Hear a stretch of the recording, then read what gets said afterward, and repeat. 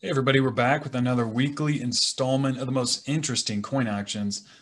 And if you've been following along, you'll know that these aren't necessarily the ones that sold for the most, but have the most interesting backstory, as well as kind of a track record of whether or not prices are going up or down on these particular coins or even the respective series.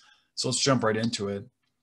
I like highlighting the top toner results. The one video I put out usually on Tuesdays, the toner of the week auctions that I'm following, and I just want to follow up on where they actually sold versus the estimate I put out.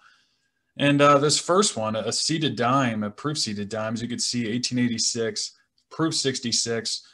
This one I thought maybe could catch a single bid. If you recall, it had an opening bid, I think around $950, which a comp was closer to about 920. So they were asking just a little above recent comps, which really was in line with the market. But this ended up not selling when, I mean, on one hand, you could say maybe the toning is nice, but not spectacular. I'm guessing that's one of the reasons why it didn't sell. I also think the seated dime series is really just struggling a little bit here, unless you just have a spectacular coin. Jump into the next one. This one sold pretty well, actually. A 32 Philly. Of course, I'm sure they would have preferred this to be the San Francisco or Denver mint mark, but it's the first year, the Washington quarter, a mint state 65 with a well-deserved star from NGC. These really sell between about 200 and 300 non-toned. As you can see, the NGC price guide's 250, and this one ended at 707, and my best estimate was 500 to 700. So what we continue to see time after time is the really nicely toned coins are selling like crazy right now at really good prices. I'm going to put out a video this week talking about like whether or not I think that is a sustainable trend or even if they're overvalued. I really got to compile my thoughts. And if you guys have any ideas, feel free to watch that video and comment below. But obviously the toning market, the nicely toned specifically, is really just selling for almost outrageous prices on some of these. And I wouldn't consider this particular one outrageous. I mean, it was almost 3 times the price guide value, but it's a tougher year. Not really tough, but tougher. So well deserved. Jump into really a very common Morgan with only slightly unique toning. I mean, the toning pattern's really cool, that kind of moon shape and how the colors kind of evolve there. But the colors themselves are fairly common. So when you think of it that way, it doesn't deserve the 20, 30x PCGS price guide that some of these Morgans bring, especially the ones with the more orangish green or almost like magenta or red colors. Those are the ones that bring in at minimum 10x PCGS price guide. As you can see, this brought in 6.5 of the $90 price guide. Of course, Morgans are definitely a hot series right now. You throw in some pretty nice toning that looks kind of cool. And this sold for well above my estimate. And my estimate was based on what similar toned coins for that year and grade sold for. So obviously this was a very good sale, $590 versus a 3 to 350 estimate. And so the Oregon half, I don't know what I was looking at. This still has 7 days left. But this will definitely be an interesting one to watch. If you don't recall, or if you didn't watch that last video, someone had purchased this back in October of 2020 as a mint state 68 holder and was able to somehow get it into a 68 plus holder, and CAC approved it. So it was one heck of a flip, but we'll just have to stay tuned on what this ends up selling at. And then lastly, on the toner auctions, this is no surprise at all. Obviously, these American Silver Eagles with really outrageous toning has to raise a red flag on that question of what is artificial versus what is natural, given that this is a 2008, so it's really only had 12 years. And this particular color scheme is really unique. They were really asking too much. The starting bid would have net resulted in a $688 price after buyer's premium. And even what looks more original toning, American Silver Eagles sell for like 200 to 400. So they were really asking for too much, and it obviously resulted in no sale. Jump into the first interesting auction. This is cool just simply because it's Obviously, one of the most popular heirs, or the most popular heir, the double die from 1955. It's an awesome coin, but it's also in an old Rattler holder. I believe that's the Rattler. Mint State 63. It's got the red designation, and if I had to guess, if they crack this out and send it back in, it'd probably be red-brown now. I don't think it would qualify as red, which I think is somewhat common in those older holders. With copper, I do think you see an evolution from red to red-brown, just because there's enough air that probably leaks in there. But needless to say, it's cool, and I'm guessing that's probably why they haven't cracked it out. It's more exciting in this particular piece of plastic than in a newer one. So, but as you can see, it's a $6,000 price guide, and it sold for pretty much right on that, 6,600, which is right in line with the other comp. There was another 63 red that sold just last month. It wasn't a new holder, and it had a similar look. Actually, I think this one looks just marginally nicer, and maybe that's why the price was pretty much marginally better at just 30 bucks more. I thought it was interesting because a lot of times you get these old holders and people think almost automatically it's worthy of an upgrade. I don't know if this really is. I mean, I think 63 is probably a fair grade. You see a fair amount of hit marks, and obviously, as I mentioned, I think it might be a red-brown, not a red at this point. But if, as you notice, a 64 red is about a $9,000 coin, and a 64 red-brown. So if you cracked it out, sent it in, but got one grade higher, but a different color designation would put it back at a $4,000 coin. So I'm guessing the buyer of this coin's most likely going to keep it. No point in cracking this one out. Auction 2, and this is kind of the one series I feel like I should cover more. It doesn't get enough love. This 1864 2-cent piece, and as you could see, I mean, Mint State 65 red, this is another one that just barely squeaked out red, in my opinion. You could probably send this in 10 times and get red-brown half of them. But this is the more rare of the two varieties.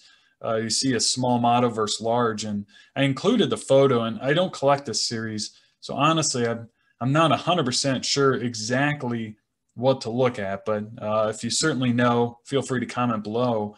But this is a Pop 25 with just 9 finer, and to put it in perspective, the large motto has a population of 286 in Mint State 65 red with 95 finer and a price guide of just 1,150. So a really dramatic difference in terms of rarity just within the varieties on this year. And another interesting thing to note, so you go back to this small motto, has a $15,000 price guide. Look at the volatility, the variability just within the last 5 sales. It ranges from 7,800 up to 33,000. And obviously the higher of the three high ones, the October one had a CAC sticker. The $15,600 one was an old holder. And I don't recall exactly what was so special about the $33,000 one, but just absolutely incredible, the volatility just within past sales of the same grade. Because honestly, I mean, the coins largely look similar to have a essentially double or even quadruple spread in price. It is really interesting. Well, this one obviously was on Great Collections, ended up selling for 8,800 bucks, which kind of puts it in line with on the lower end scale. It's not CAC, so I think it's a fair price if you look simply at the past comps. And then another series that really doesn't get much love anymore is the Barber Quarters. This is a Proof 68. This is interesting simply because this traded hands a couple times, 12, 13 years ago. As you can see, it was sold a heritage back in September of 07 for $14,900. Then they relisted it in January of 09, took a small loss. Well, this coin now has a price guide value of $12,500. So effectively even lower still, but you can see it's a Pop 4 and none finer as a proof. Now, important to note, there are some cameos and deep cameos, but you can see this ended up selling for $9,000, which was a pretty big hit, assuming the person who bought it in 09 has held on to it for this long. They end up losing about 35–40% of the value of this coin. So this is a series that if you really like barbers and you're looking for something that is on the cheaper end of this hot coin market, Barber Quarters, I think, are a good series to look out for. And just for what it's worth, the 68 Cameo has a pop of 11 with two finer, and then there is one deep cam 68. So even though obviously CAC says this is one of the nicer of the four, there are potential to buy Cameo and deep Cameo. Auction 4. This is not the best grade, honestly. And this is one of those ones that I was kind of surprised, because you look at it and you think like, oh, Proof 64, but it's a 1951, so it has a relatively high price guide value, $325. This is PCGS price guide value. You could also notice there is some toning, but it's kind of hard to see in the Great Collections picture. There's 1,375 in the grade, and you can see past comps are that 240 to 230 to 240, and those are almost all just standard blast white kind of proof. So I guess the mirrored proof look. Well, this one ended up selling for $341.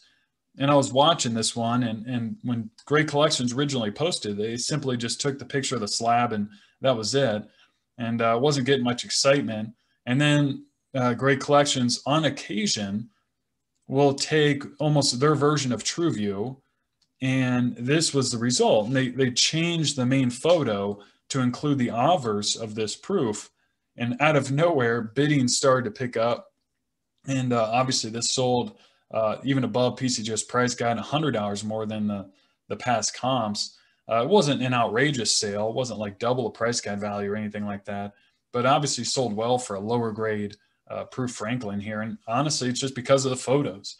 This was a coin that absolutely should have been put into a TrueView holder. That whoever originally slabbed this coin missed out. That $5 or $10 investment would have gone a long way. Thankfully, Great Collections picked it up and put a good photo out there. That's something, if you have a really nicely toned coin that's not with a TrueView and you're trying to sell it, I'd highly recommend either have PCGS reslab, get that TrueView photo. That always adds way more value than the cost of the reslab, or at least request that Great Collections put their own photo out. And lastly, a little bit, there's a few interesting Morgans, but this one probably the most interesting simply because it's 708 tail feather. I'm not a big Morgan guy, so I'm not going to pretend to know all the varieties out here. But this was interesting because it just sold this past February at Legend Auctions for $14,688, and actually has a PCGS price guide value of $21,500. As you can see, I mean, this is pop 5 done finer, so it's kind of a cheap sale when you look purely at the price guide value. But when you look at the past comps, they range anywhere from, call it $12,500 to $20,000 over the last 4 or 5 years for those particular 5 that have sold. Well, obviously the person who bought this must not have liked it in hand. I'm guessing it looked more like what we see in the photo there of the slab, where it doesn't quite look as deep mirror proof like as it should. Obviously, CAC's looked at this coin because that's what Great Collections does. They send everything that's above $1,000 to CAC, and CAC did not approve this, so it's not necessarily considered nice for the grade. And because of that, ended up selling on Great Collections for $11,111 to the seller. As you can see, it's really, the buyer paid $12,500. But you walk through the math here. So since February, late February to early May, they paid $14,688 on Legend. That doesn't even include potential taxes. They received $11,100 and took a hit of $3,500. So not all flips are good. I know you've been watching, if you've been keeping up with these videos, there's been a lot of people that have flipped the coin they bought middle of 2020 till recent, made money. Well, not all of them turn out profitable. So I want to include this example there. That's all I have. Thanks for watching. Take care.